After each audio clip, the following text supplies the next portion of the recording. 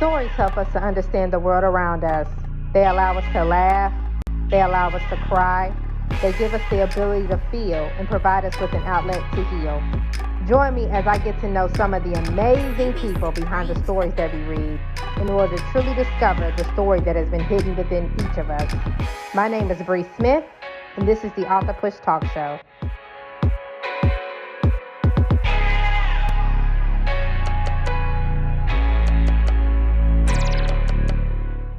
Welcome to the Author Push Talk Show. I am your host, Bre Smith, and today I have a special treat for you. I actually have a Black oral historian, at least that's what I like to think of him as, on the show today. He is going to be talking to us about his company that is called Truth Be Told, and he's going to give us more information on that. Please welcome to the show, Nate Harpe. Thank you so much, Nate, for being here today. Thanks for having us. We appreciate it. Yes, no problem. So can you tell the viewers just a little bit more about yourself? Okay, so I call myself a history geek. I love history. I've always loved anything that has to do with the past and history. And so, yeah, I think in high school, it was like one of my favorite subjects. Well, as I grew up and kind of matured a little more, I wanted to know more about African-American history. And the more that I found out about it, the more I was, word I guess I would say is, the more I was kind of intrigued why we didn't know about some of these wonderful stories of ours, like why I wasn't taught these things in school. So I've always operated around the fringes of history and enjoying it and liking it. So I live in the DC area. And so when I moved to Washington, DC from Ohio many years ago, I wanted to go and see all the monuments and, know everything about it. And I did that. And then when friends and relatives would come to town, they would always ask me, hey, can you take us around town, and show us around town? And I would. And I never realized that, it was almost like developing a skill set of facilitating and, tour guiding and whatnot. I just figured I live here. I know the town. I'll take you around, show you around. And so what happened almost, I guess, organically was I started to focus on the Black history of Washington, D.C., the African-American stories. And so I guess it was probably 3 years ago, it just kind of light bulb popped on and said, hey, nobody else is doing this. And you have all of these stories, you have all of this material, in Washington, D.C., you can get a tour all day long, any day. But none of the major tour companies are focusing on our story. So I just decided that it was something that, I could do. I wasn't sure that I could do it. And so I just started to kind of, how you start to turn it over in your mind, can I do this? Should I do it? That kind of thing. And third quarter last year, I just decided, okay, we're doing this.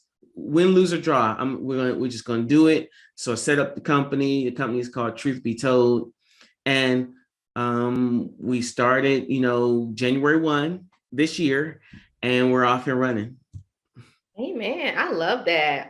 Because you're right. I'm not gonna lie. I know growing up, you told us a little bit about stories. I mean, you hear a little bit about the Harriet Tubmans, the Sojourner Truths, Martin Luther King, but they really don't tell us other powerful stories. That's stuff that you actually either have to research on your own. I mean, in college, of course, I had Pan-African studies, so they taught us a little bit in there. But yeah, I love this. I think this is something major that we do need, because a lot of times, our history is kept with our, it's kept with our ancestors, like our great-great-grandparents. Yes. And a lot of times because of trauma and stuff that happened, they're like, okay, we don't want to talk about that. Yeah, yes. That happened, we ain't gonna talk about that. Like my grandma, she's 90 years old, which is a blessing. But I know I can't go to her, but like, Grandma, can you tell me how it was? During segregation times, when you had to, yes. So she'd be looking at me like, I ain't talking about that, So yeah. I love this right here. I think this is something very powerful. So can you dive a little bit more into your company and just your mission and things like that? Yes. So Truth Be Told, we started January 1. And so I was, crossing all the T's and dotting all the I's, make sure that we were, had all of our, paperwork and everything in order, because you want people to take you seriously. So we present like a tour company, and that's fine. But I always say touring is a byproduct of the reason why we exist. Our mission simply is to make sure that African American history is not lost. So our tagline is, we want to make sure that our history is not forgotten, and not forgotten is thus not lost. Because all you really need is 2 generations of not telling your story, and it starts to fade.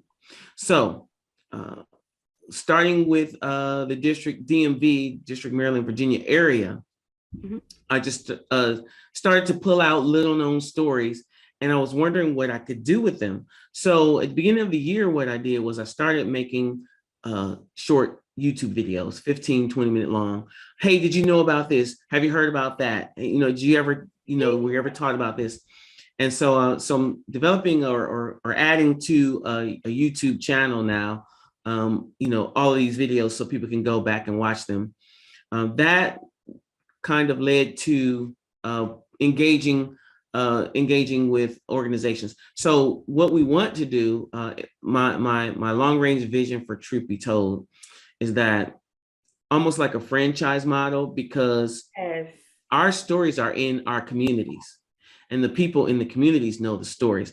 So what I'm doing in the DMV right now, you could replicate anywhere. So my first foray into that was just to go back to where I was from. So I'm from Cleveland, Ohio.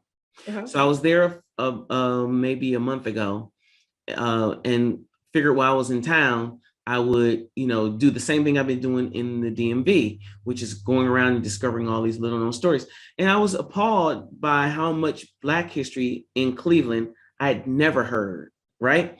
So I'm currently compiling those stories, and I'll, again, make, short YouTube videos. I try to keep my videos 20 minutes or less, get someone's attention, pique their interest, teach them a little bit, and then, hopefully wet their whistle to come back and learn more. So I'm working on, Cleveland, Ohio now, and then, wherever else, I have some material from Montgomery, Alabama, and some other places. So, for example, today I have, in Truth Be Told, has a tour that we take out to the Eastern Shore of Maryland, where Harriet Tubman was born, her birthplace, the general store where she was injured, and her museum are all out in Church Creek, Maryland. The Eastern Shore hasn't changed very much in 100 years. So with that, I offer a 1-mile hike through the Tuckahoe State Forest, which is not too far from where she grew up, just so people could get an idea of the terrain that she had to traverse her 13 trips back and forth from the Eastern Shore of Maryland north. So that's actually a part of the Underground Railroad, like the hike almost, or? Yeah, so since we don't know what routes she took, but we do know that she had to traverse the Eastern Shore of Maryland. So the hike that I have, which is in a place called Atkins Arboretum, it shows you the creeks and the streams, the things that she would have had to navigate. Wow. So we have that tour. We have a tour I call Discover Black DC, which is a 1-day tour all around DC, all about the little known things in Washington, DC that people who even live in DC never heard about. Like, for example, people may know or have heard of Freedom Plaza, which is in DC on Pennsylvania Avenue, but people don't know, first of all, Freedom Plaza was named Freedom Plaza in honor of Reverend Dr. King. It used to be named Western Plaza. They renamed it in his honor, and they buried a time capsule under it. In that time capsule is one of his Bibles, one of his robes, and some other artifacts. If people knew that, a lot of the shenanigans at Freedom Plaza probably wouldn't go on, So, it's all of those little known things. So that's a 1-day tour around the District of Columbia. And then the other offering that we have, at least right now, is a 2-hour walking tour of the Shaw neighborhood in DC. Okay. So Shaw is a historically Black neighborhood in DC. In fact, it's the first place where we could live freely in the district. So it's a 2-hour walking tour, and I developed it because, we're coming out of COVID, whatever that is, and people are still a little shy about getting on a bus with people they don't know. So this is all outside in the open. It's about 2 miles. It's an easy 2-hour walk, and it's almost like a softball pitch home run. You walk through the Shaw neighborhood, and you will run into Black history with your eyes closed, right? So that's what we're doing now, and we hope to kind of continue to fan out across the DMV, and eventually maybe across the country with these kinds of things, right? Does that make sense? Yes, yes, because I can definitely see the vision, because you're right. I feel like there is Black history everywhere. I mean, we you know what I'm saying? We disperse throughout the United States. Yes. And even abroad. And so yeah, I believe in this. I can't wait to see what you do with this, because I can really see this almost being in all 50 states. This is crazy. But yeah, I love this. I'm gonna have to tell my husband, because I was just telling him, I was like, listen, I want to get on one of his tours, but I did not know that you had one for the Harriet Tubman. I would love to do that, the terrain, but I also Yes. want to do the one in DC, the walking tour. I would love to Yes. do that as well. That's, oh God, yeah, I want to. So you're gonna have to tell us more about that. Right. How much are your tickets and stuff for that? Like, Okay. Yeah. So the Shaw Walking Tour, which I have one today at 11, it's $25 a person, oh, and I put them in Eventbrite so people can kind of find them and whatnot. It's picking up momentum. So far, honestly, it's been mostly people that I know, friends of mine, but that's fine too, because the best advertisement is word of mouth. So today is actually the first. No, I'm to take that. Today is the second tour where there are people on it that I don't know, which is wonderful. So that means, in some way, shape, form, or fashion, people are discovering it. So it's just $25 a person. I put it out in the Eventbrite, and like I said, it starts at the Metro, it ends at the Metro, so you don't have to worry about where am I going to park or whatever. You can catch the Metro in, and when we finish, you can catch the Metro out. It goes through the upper part of Shaw, so starting at the Shaw Library, okay. and we weave our way through the northern part of the Shaw community, which has the home of Dr. Carter G. Woodson and his memorial. It has the YWCA, which is one of the few YWCAs where you can still get a bed. It's actually like a women's shelter. It's named after Phyllis Wheatley. Goes through the YMCA, which is where Thurgood Marshall assembled his team as they strategized for Brown v. Board of Education, right? Goes past the home of Duke Ellington, the White Law Hotel, of course, Black Broadway, which is U Street, and the Howard Theater, the Miller home. And so because we lived in Shaw, Shaw was our community. So everything was within Shaw, right?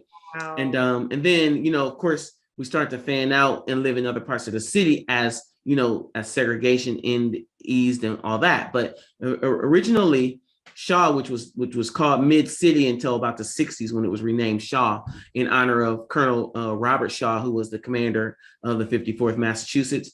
Shaw was our community. It was all self-contained. It was where we lived. It was where we worked. It was where we worshiped, all of that. Wow, I love that. Yeah. Listen, I'm thinking like, do I need to get in on this tour? Can I get in on the tour at 11? Yes, you can. Man, yes, this is so powerful. I love it. I love it. So what is one of the best stories that you have learned, even from Cleveland or the DMV or Maryland, wherever? Like, Yes. what is like one of the stories that have most intrigued you? There are so many, but I'll share this one and try to be brief with it. Mhm. It more than 200,000 men raised their hand to be a part of the Union Army after the Emancipation Proclamation, and African Americans were able to join the ranks of the Union Army. One of those men was named Garland White. Garland White was from Hanover County, which is near Richmond, Virginia. He was sold on the auction block at 6 years old. Oh, wow. to a man named Robert Toombs from Georgia. So imagine that, first and foremost. Mr. Toombs, and I use the word Mr. loosely, was eventually elected to Congress, and he moved to Washington, D.C. with his boy servant. Garland had already tried to escape from Georgia, but was unsuccessful. Now, Representative Toombs moves in a few doors down from a man named William Seward. William Seward at that time was congressman. He was eventually the Secretary of State. He was an abolitionist, and he helped Garland escape from his colleague. Okay, the Fugitive Slave Act of 1850 meant that nowhere in America was safe for a fugitive slave. But before then, or a fugitive former enslaved person. I try to get away from the word slave because I don't believe we were ever slave. We were ever slaves. We were just enslaved, because slave is a state of mind. So previously, like for example, Harriet Tubman would take her passengers, she called them, from the Eastern Shore of Maryland to Philadelphia, where they would be free. New York, Massachusetts, anywhere north of the Mason-Dixon line. But after the Fugitive Slave Act of 1850, nowhere in America was safe for a fugitive escape formerly enslaved person. Because why? Because businessmen did what businessmen do. The slave owning consortium got together and they did what businessmen do when they start losing money. They lobbied Congress and they said, you got to do something about this because we're losing money. Oh, and by the way, your campaign contributions are on our desk, right? So he has to go all the way to Canada. St. Catharines, Canada is where a lot of fugitive slaves landed. He went to Ontario, London, Canada. Okay, all right. He grew up there. Young man, he grew up, he became a minister in the AME church. When Congress decided that they were no longer going to enforce that act of 1850, millions of formerly enslaved persons began to pour back into the United States. He landed in Toledo, Ohio, not too far from where I'm from in Cleveland. All right, he wanted to be in the Union Army. He wanted to be a chaplain in the Union Army. So he started recruiting for the 54th Massachusetts, same regiment that was captured in encapsulated in the movie Glory, right? Okay, he wasn't able to become an officer in that regiment because the chaplain was an officer. So he lobbied the governor of Indiana and asked him to raise a regiment of United States colored troops, and he did, the 28th Infantry. Now, in those days and times, if you weren't white, you were Black, you were colored. So the United States colored troop had Asians and Hispanics serving, right? All right. So he's the chaplain of the 28th Infantry, United States colored troops. He's achieved that part of his dream. The 28th Infantry served valiantly in the Civil War. There's a memorial to them down in Petersburg, Virginia, for their exploits on the battlefield. So the Civil War is coming to a close. The Union Army has approached Richmond and gone around Richmond to Petersburg. Remember, Richmond is another country. Richmond is the capital of the Confederacy, and they have printed their own money, elected their own president, and all that. They're coming around Petersburg to lay siege to Petersburg. That's where Richmond is getting all of its supplies, and when all the rail lines went into Petersburg.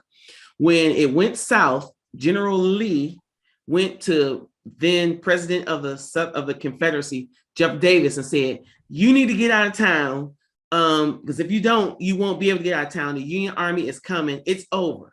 So the then president of the other country, Jeff Davis, and his cabinet, they left Richmond, and the Union Army surrounded Petersburg. They took Richmond. So now Richmond is the capital of this other country, this other slave-wanting country. Right. The 28th Infantry and probably 30,000 other United States colored troops marched into Richmond, Virginia, and took the capital of the Confederacy. Garland White was there in that exploit. Now imagine He's marching back in, Right. armed to the teeth, with 20,000 of his buds to the same place that he was sold in Richmond. My God.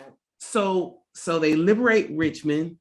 It's like celebrations breaking out everywhere. All these Union troops, there are these things called slave pens, where enslaved persons were be kept until they were sold, until they were moved on, or whatever.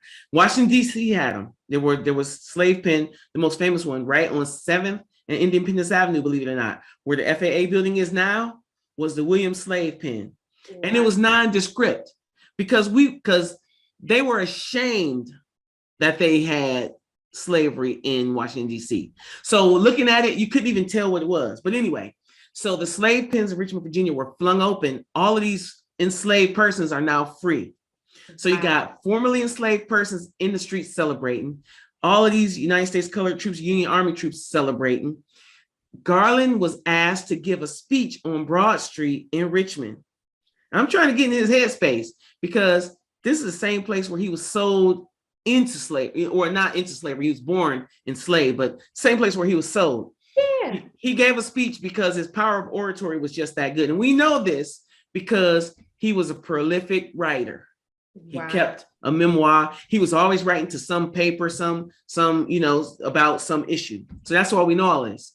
Okay, I'm wrap up. So he gave a speech because he asked him to give a speech. Then the president showed up. Now, so you have the great emancipator, Abraham Lincoln. He shows up, and you have all of these people celebrating the rich streets of downtown Richmond. It's a lot more to this, but I'm gonna just summarize it. When the slave pens were opened up, there's a lady named Nancy coming out of one of those slave pens. She's looking for her son. His name is Garland. And she found him. And she hasn't seen him since he was 6 years old. Like, that could be a Hollywood movie script. I don't know why it's not. So, these kinds of stories are like everywhere. And so they were reunited. And like I said, we only know this because he was a prolific writer and he captured all of this in his own hand. And you can find it on the internet, his writings, his letters and whatnot. So that's one of the little known stories that we need to preserve. Yeah. Yes. Man, listen, somebody to get that to Denzel. He needed to yeah. You know what I mean? Like, real talk. That is powerful. I love it. That is so good. Oh my gosh, that's so good. Man, this is powerful. Look, y'all, I'm just gonna tell y'all need to get on one of these tours. I'm telling y'all, I'm tempted today to go on a tour myself.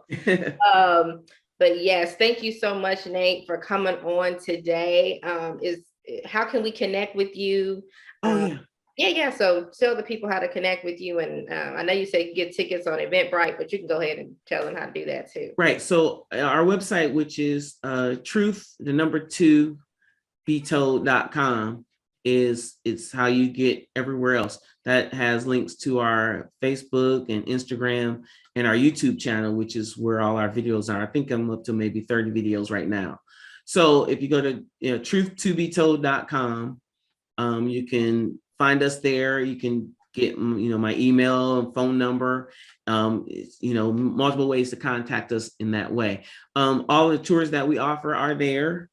And we also offer like bespoke tours. So for example, just a week or so ago, a friend of mine said, hey, my family's in town, for a couple of days. Can you show us around?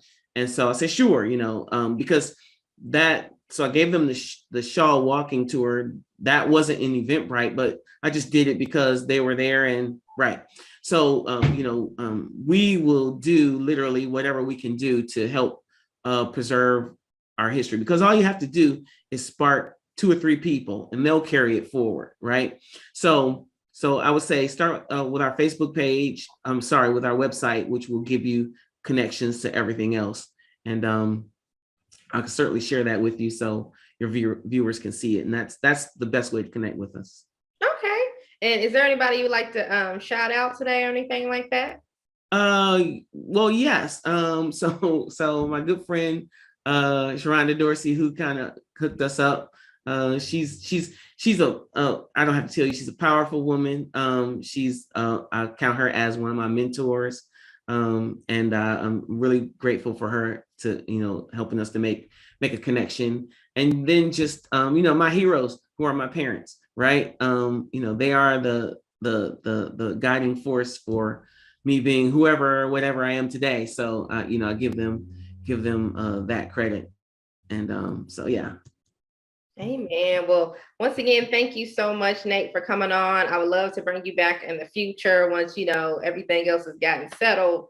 But Awesome. definitely would love for you to come back on and tell us some more stories. I love that story. That story was powerful. So yes, it is.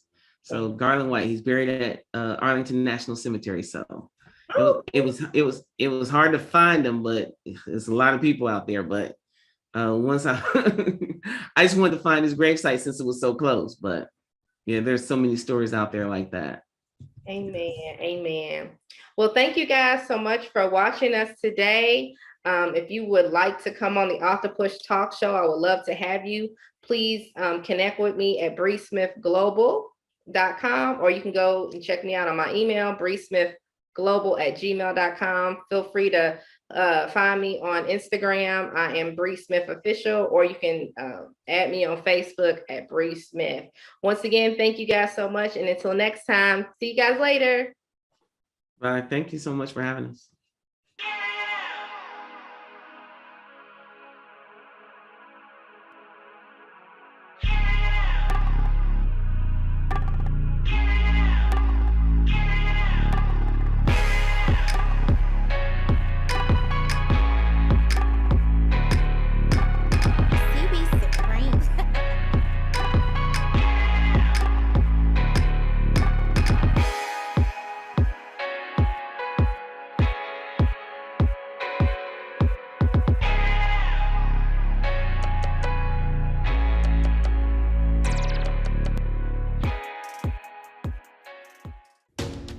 Praise the Lord.